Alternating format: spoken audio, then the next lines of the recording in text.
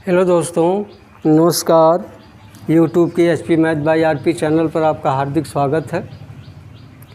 पिछली वीडियो में हम लोग दो ठोसों के संयोजन से बने आकृतियों का या ठोसों का पृष्ठीय क्षेत्रफल ज्ञात करना हम लोग सीख चुके हैं।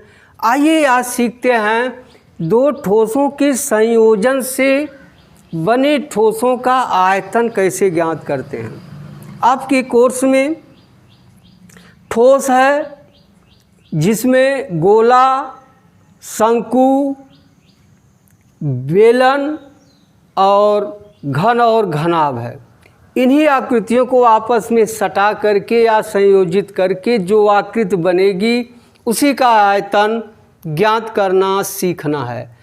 तो आइए देखते हैं कुछ उदाहरणों के द्वारा। एक उदाहरण है, शांता किसी शेड में एक उद्योग चलाती है। यह शेड एक घनाभ के आकार का है जिस पर एक अर्ध बेलन अध्यारोपित है। यदि इस शेड के आधार की बीमाएँ 7 मीटर और 15 मीटर हैं तथा घनाभाकार भाग की ऊंचाई 8 मीटर है तो शेड में समावेशित हवा का आयतन ज्ञात कीजिए। यदि शेड में रखी मशीनरी 300 घन मीटर स्थान घेरती है तथा शेड के अंदर 20 श्रमिक हैं जिनमें से 0.08 घन मीटर के औसत से स्थान घेरता है, तब शेड में कितनी हवा होगी। कैसे ज्ञात होगा? पहले जो घनाभ के आकार की आकृति है उसका आयतन निकाल लें, फिर जो ऊपर बेलन के आकार की आकृति है उसका आयतन निकाल कर दोनों को जोड़ देंगे तो इस पूरे ठोस का आयतन निकल जाएगा। यानी इसमें जितना हवा होगा वही ठोस का आयतन होगा। अब कैसे ज्ञात करेंगे? इसका आयतन निकाल लेंगे। इसका आयतन घनाभ का आयतन का सूत्र जानते हैं, लंबाई गुणे चौड़ाई गुणे ऊंचाई। अब बेलनाकार भाग का आयतन जानते हैं, आधार की क्षेत्रफल गुणे ऊंचाई यानी पाई आर स्क्वायर एच। इस बेलन की क्या चाहिए? त्रिज्या चाहिए। देखिए यह जो चौड़ाई वाला भाग है उसी के ऊपर है यह, तो इसका व्यास 7 सेंटीमीटर है। त्रिज्या क्या होगी? 7/2 मीटर। मीटर में है, सेंटीमीटर में नहीं। आर बराबर है 7/2 मीटर। अब इसका आयतन निकाल लें। क्या हो जाए? शेड में हवा का आयतन बराबर शेड का आयतन बराबर घनाभाकार भाग का आयतन धन बेलनाकार भाग का आयतन। घनाभाकार भाग का आयतन जानते हैं, लंबाई गुणे चौड़ाई गुणे ऊंचाई। यहाँ यह ऊंचाई है घनाभ की। और बेलनाकार भाग का आयतन होता है 1/2, आधा बेलन इसलिए 1/2 कर दिया गया। पाई आर स्क्वायर एच, आधार का क्षेत्रफल गुणे ऊंचाई। यहाँ एच क्या है? बेलनाकार भाग की लंबाई या ऊंचाई कहिए। अब रख दीजिए इसी में। क्या होगा? लंबाई 15 है, चौड़ाई 7 है, ऊंचाई 8 है। धन 1/2 गुणे 22/7 गुणे आर बराबर है 7/2 गुणे 7/2 गुणे, देखिए इसकी लंबाई कितनी है? 15 हो गया। देखिए अगर इसमें से कुछ कॉमन हो तो कॉमन निकाल लिया जाए। देखिए 15 गुणे 7 यह कॉमन है दोनों में, तो यहाँ कर लीजिए। देखिए इसमें से यह निकल गया, बचेगा 8 धन, ये कट गया, इससे 11, क्या बच गया? देखिए 7 से 7 भी कट गया है। अब 15 गुणे 7 बाहर निकल चुका है, ऊपर बचा है 11/4, यही ना बचा है।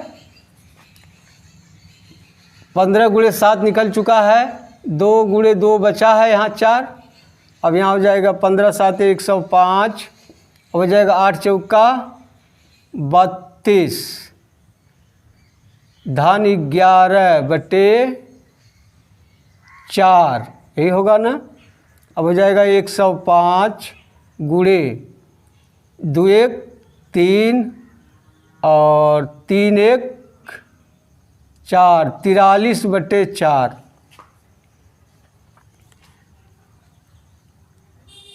अब गुणा कर दिया जाए। 105 गुणे 43, 3 पचे 15, 3 इकाई 3 हो जाएगा, 4 पचे 20, 4 इकाई 4, यहाँ हो गया 5, 1, 3 2 5 और यहाँ हो गया 1, ये हो गया 5, 1, 3 2 5 और यहाँ होगा 4, क्या आ गया 45, 15/4, भाग दे दीजिए, 4 इकाई 4, फिर होगा 4 इकाई 4, होगा ना, तो क्या बचेगा 11, 4 दूनी 8, 3 बचेगा 35, 4 8 32, नहीं भाग जाएगा, फिर क्या होगा 32, 3 बचेगा 30, 4 सते 28, फिर 2 बचेगा 5, यही होगा घन मीटर। 1128.75 घन मीटर उस शेड में हवा होगी। अब पूछा है क्या मशीनरी और श्रमिक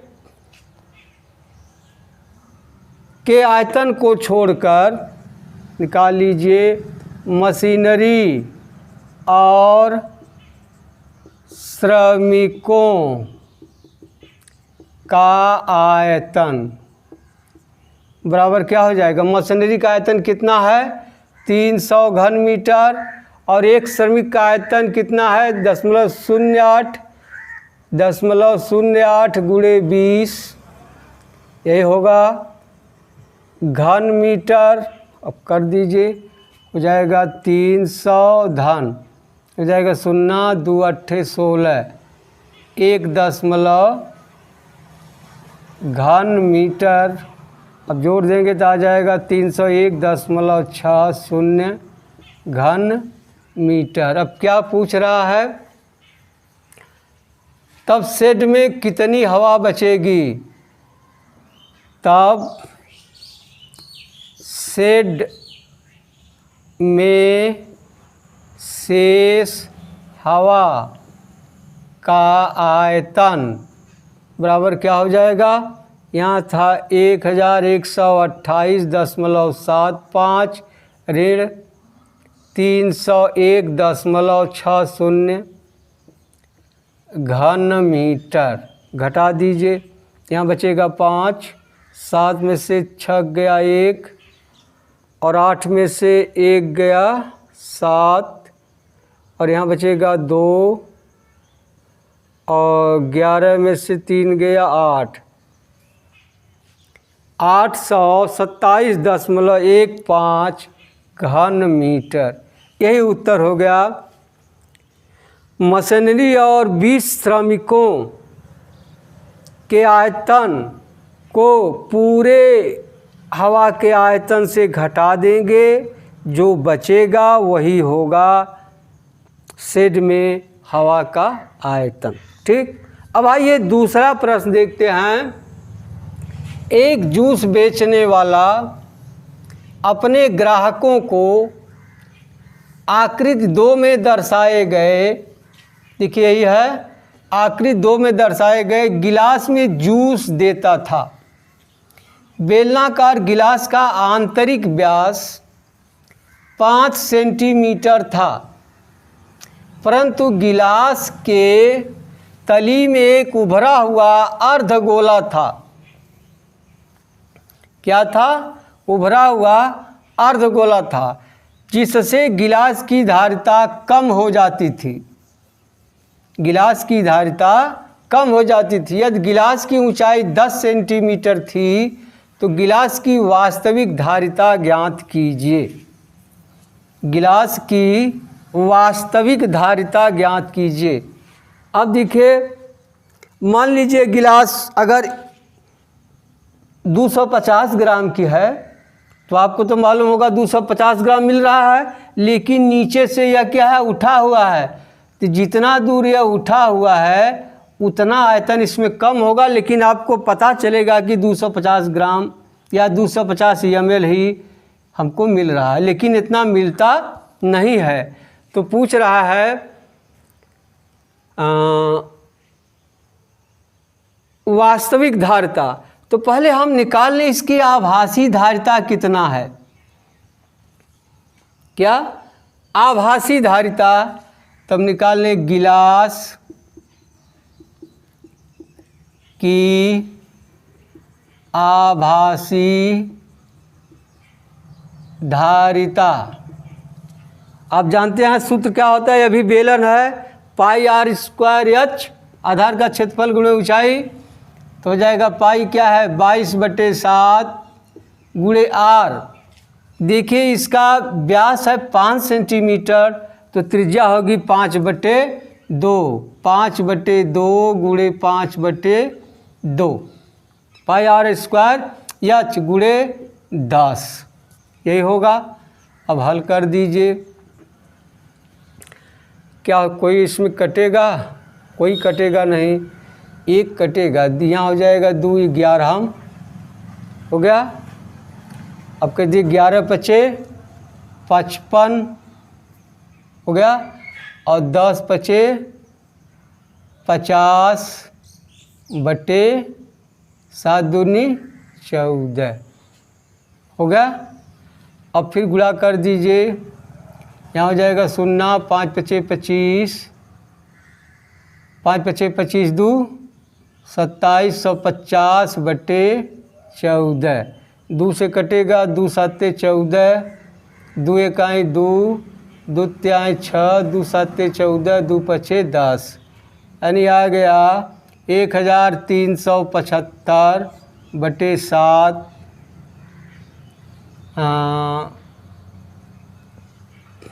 क्या दिया है, घन सेंटीमीटर, घन सेंटीमीटर, ये निकल गया। अब आप निकालने वास्तविक धारिता, तो निकाल लिया जाए गिलास की वास्तविक धारिता बराबर क्या हो जाएगा, आभासी धारिता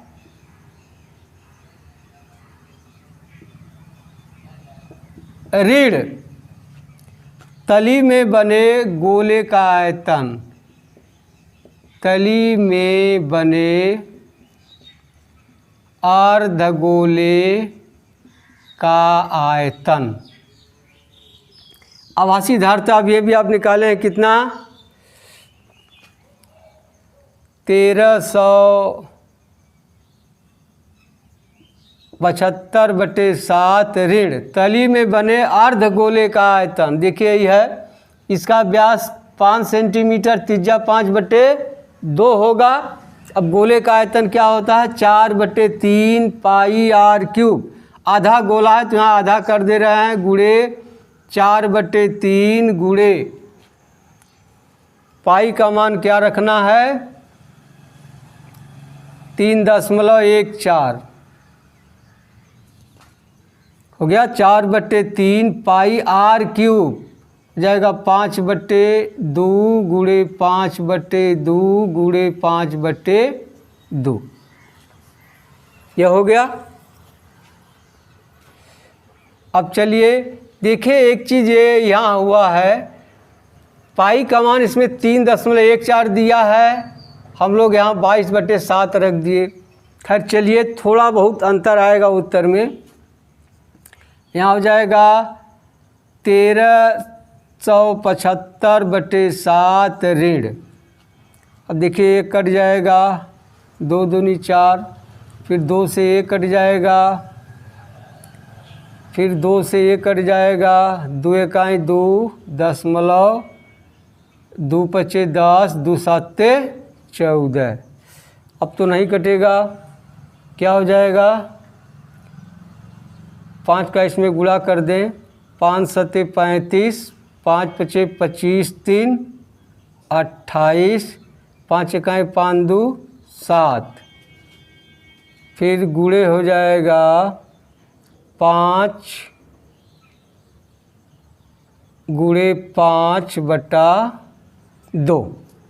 देखिए यहाँ 3 भी बाकी है, तो यहाँ हो जाएगा 3, फिर बराबर हो जाएगा 1375/7 ऋण, गुणा कर दीजिए 5 पचे 25 होगा, 25 पचे 125 हासिल हो गया 12, 25 अट्ठे 200, यहाँ हो जाएगा 212, 2 हासिल लगा 21, फिर 25 सत्ते 175 और 21, 75 20 95 और 1 96 हो जाएगा 196, यह हो गया बटे 6 कर दीजिए, 7 से इसमें भाग दे दीजिए, 7 इकाई 7 होगा, अब 6 बचेगा 67, 7 9 63, फिर 4 बचेगा 7 6 42, फिर 3 बचेगा 30 होगा, 7 चौक 28, फिर 20, 7 दूनी 14, 6 लीजिए 196.43 कर दे रहे हैं, यहाँ माइनस, यहाँ हो जाएगा 36 18, फिर 16 बचेगा, 6 दूनी 12, 4 42, 6 सत्ते 42, भाग नहीं जाएगा, फिर हो जाएगा 0, यानी 6 अट्ठे 48 1 कर दे रहे हैं। अब घटा दीजिए, यहाँ आ जाएगा 3 में से 1 गया 2, 14 में से 7 गया 7, 6 में से 2 गया 4 और 9 में से 3 गया 6 1, 164.घन सेंटीमीटर, 164.72 घन सेंटीमीटर। देखिए थोड़ा सा उत्तर में डिफर आया है, क्यों? क्योंकि पाई का मान यहाँ 22/7 रख दिया गया, आना चाहिए था 3.14 रखना चाहिए था। जरा देख लीजिए घटाकर, कोई गड़बड़ तो नहीं है ना। 3 में से 1 गया 2, 4 में से 7, 14 में 7 गया 7 और 5 में से 2 गया 3, यहाँ 3 होगा, 163.72 घन सेंटीमीटर। ठीक है, यह हो गया, यही ने पूछा है। वास्तविक धारता इसकी इतना है, लेकिन आपको कितना मालूम पड़ रहा है, देखिए यह है, आपको ये मालूम होगा 7 इकाई 7, यहाँ हो गया 6 67, 7 9 63, 4 45, 7 6 42, फिर 3 7 चौक 28, फिर यही होगा, यही लगभग एक इतना घन सेंटीमीटर, घन सेंटीमीटर। देखिए आना चाहिए उसमें 196.43 घन सेंटीमीटर, लेकिन आपको मिल कितना रहा है 163.72 घन सेंटीमीटर। इतना कम है, 32.17 घन सेंटीमीटर आपको जूस कम मिल रहा है। ठीक, अब आइए अगला है अंतिम प्रश्न। एक ठोस खिलौना अर्धगोले के आकार का है, जिस पर एक लंब वृत्तीय शंकु अध्यारोपित है। इस शंकु की ऊंचाई 2 सेंटीमीटर है और आधार का व्यास 4 सेंटीमीटर है। इस खिलौने का आयतन ज्ञात कीजिए। यदि एक लंब वृत्तीय बेलन इस खिलौने के परिगत हो तो बेलन और खिलौनों के आयतनों का अंतर ज्ञात कीजिए। पहले आइए ठोस खिलौने का आयतन ज्ञात करते। देखिए एक अर्धगोला है जिसका व्यास देखिए 4 सेंटीमीटर है और इसके ऊपर एक शंकु है, शंकु की ऊंचाई 2 सेंटीमीटर है। इसका आयतन ज्ञात करना है। तो क्या करेंगे, खिलौने का आयतन, खिलौने का आयतन बराबर क्या हो जाएगा, अर्धगोले का आयतन, अर्धगोले का आयतन धन शंकु का आयतन। अब अर्धगोले का आयतन आप जानते हैं, आधा गोला है तो 1/2 कर लीजिए, क्या होता है 4/3 पाई आर क्यूब। क्या हो जाएगा 4/3 पाई आर क्यूब। आर कितना त्रिज्या है, देखिए व्यास 4 है, त्रिज्या होगी 2, क्या हो जाएगा गुणे 2⁻³ प्लस शंकु का आयतन, इसका क्या होता है 1/3 पाई आर स्क्वायर एच। आर बराबर 2 है, क्या हो जाएगा 2⁻² गुणे एच बराबर क्या है 2 है। यही है। आप देखिए इन दोनों में से क्या कॉमन है, पाई कॉमन है, 1/3 पाई, 1/3 पाई और 2⁻³ कॉमन है। देखिए 2 से यहाँ कट जाएगा, यह 3 1/3 कॉमन हो गया है, ऊपर से बचेगा 2, धन 1/3 निकल चुका है, पाई निकल चुका है, 2⁻³ भी निकल चुका है, तो यहाँ बचेगा 1।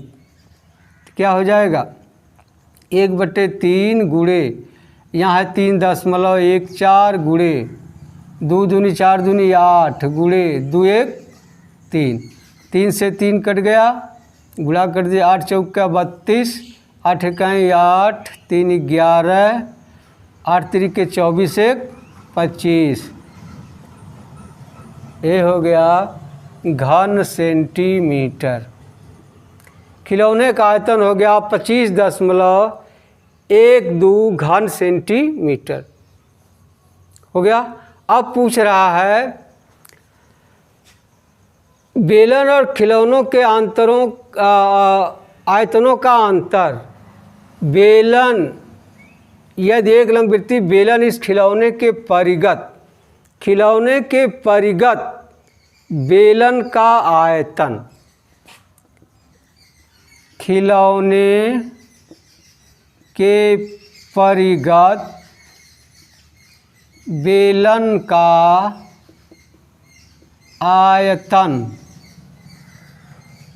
क्या हो जाएगा। देखिए परिगत बेलन यही है, यहाँ से यहाँ तक हो जाएगा, तो बेलन की ऊंचाई कितनी हो जाएगी।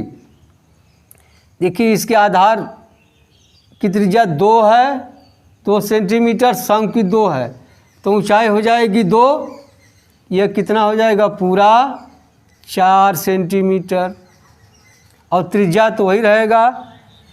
क्या होगा खिलौने के परिगत बेलन का आयतन आधार का क्षेत्रफल गुणे ऊंचाई, यानी पाई आधार का क्षेत्रफल कितना है 2 पाई आर स्क्वायर, 2 का वर्ग गुणे ऊंचाई कितना है 4, कितना आ जाएगा पाई बराबर है 3.14 गुणे 2 दूनी 4, 4 चौका 16 बराबर गुणा कर दीजिए 16 चौका 64, 16 का 16 6 22, 16 3 48 2 50, क्या आ गया घन सेंटीमीटर। खिलौने के परिगत बेलन का आयतन हो गया 50.24 घन सेंटीमीटर। अब दोनों का अंतर, बेलन और खिलौने के आयतनों का अंतर, बेलन और खिलौने के आयतनों का अंतर। अब देखिए यह है 50.24 ऋण 25.12 घन सेंटीमीटर। अब घटा दीजिए, यहाँ 4 में से 2 गया 2, 2 में से 1 गया 1, 10 में से 5 गया 5, 4 में से 2 गया 2, यही हो गया घन सेंटीमीटर। बेलन और खिलौने के आयतनों का अंतर 25.12 घन सेंटीमीटर। यानी जो खिलौना है उसका आयतन इस पूरे परिगत जो इसके बेलन है उसके आयतन का आधा होता है। ठीक, अब आप समझ लिए। इस पर आधारित अभ्यास प्रश्नों को हल कीजिएगा। अभ्यास प्रश्नों का हल अगली वीडियो में देखते हैं। अब मिलते हैं अगली वीडियो में, तब तक के लिए धन्यवाद। जय हिंद, जय भारत।